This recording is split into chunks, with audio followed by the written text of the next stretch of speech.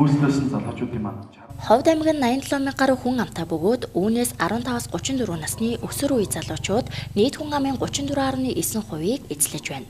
2018 оны 10 дугаар сарын мэдээгээр Ховд аймгийн хөлмөр халамж үйлчилгээний газарт бүртгэлтэй ажиллагч 1794 иргэн байгаагийн 1161 нь буюу 64% нь 16-аас 34 насны залуучууд байгаа юм а. Зарилтад бүлгийн залуучуудын нийгмийн амьдралд оролцоог нэмэгдүүлэх, залуучуудын хөлмөр эрхлэхэд тулгамдж буй асуудал бэрхшээлийг илрүүлж, түүнээс гарах гарц эрэлхийлэх, шийдвэрлэх арга замуудыг олох нь залуучуудын хөлмөр эрхлэлтийг дэмжих нэгэн үндэслэл болж байна. Иймээс залуучуудын нийгмийн амьдралд оролцоог нэмэгдүүлж, ажил олгогч, ажил идэвхтэй хаагч хоорондын уялдаа холбоог сайжруулах, залуучуудыг сургалтанд хамруулж, сургалтаас олж авсан мэдлэг мэдээллээ өөрийн амьдралдаа хэрэгжүүлэх, өөрийгөө ажлын байранд бэлтгэх боломжийг олгох зорилгоор аймгийн хөлмөр халамж үйлчилгээний газар хувь хүний хөгжлийн баруун бүсийн институт хамтран ажлын байр бидний амьдралд уулзалт хэлэлцүүлэг зохион байгууллаа.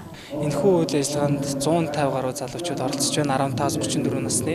Энэ дээр юу яригдж байгаа, ямар зорилготой үйл ажиллагаа вэ гэхээр залуучууд ажлын байран дээр гараад та бүхэнд яг юу шаардлагатай, ажил олох чинь зөвхөн залуучуудаас юу шаардаад байна? Залуучууд ажлын байран дээр очихдаа ямар мэдлэг мэдээлэлтэй, ямар чадвартай залуучууд ядах байдаг уулзалт хэлэлцүүлэг нь болж байгаа. Эндээс бид бүхэн юу зорж байгаа гэхээр нэг уулзалт хэлэлцүүлэг зохион байгуулах зогсохгүйгээр эндээс залуучууд хөдөлмөр халамжуулалтын газраас баримталж байгаа бодлого дээрээс нь ажил олгогчдыг нэг цэгт огтлцуулж одоо нэг шийдлийг эргэлхийлэх зорилготойгоор юм үйл ажиллагаа зохион байгуулж байна. Ажлын байр бидний амьдралд уулзалт хэлэлцүүлэгт Ховд аймгийн 12 багийн 150 гаруй зорилттой бүлгийн залуучууд хамрагдаж хандлагын сэтгэл зүй, ажлын байрны шаардлага, гарааны бизнес, ажлын байр амьдралын баталгаа, харилцааны сэтгэл зүй зэрэг сэдвийн хүрээнд мэдээлэл сонссон юм а. Түүнчлэн хөдөлмөр халамжийн үйлчилгээний ерөнхий газрын дарга Нямдаваа, гэр бүл хүүхэд залуучуудын хөгжлийн газрын дарга Номин Чимэг, Ховд аймгийн үйлдвэрчний хэвлэлийн хорооны дарга Ариун Жаргал, залуу үеийн төлөөлөл оролцсон 3 талт хэлэлцүүлэг өрнүүлсэн юм а. Энэхүү үйл ажиллагаанд залуучууд хамрагдсанаар ажлын байрны талаар хувийн мэдлэг мэдээлэл, ур чадвараа дээшлүүлж,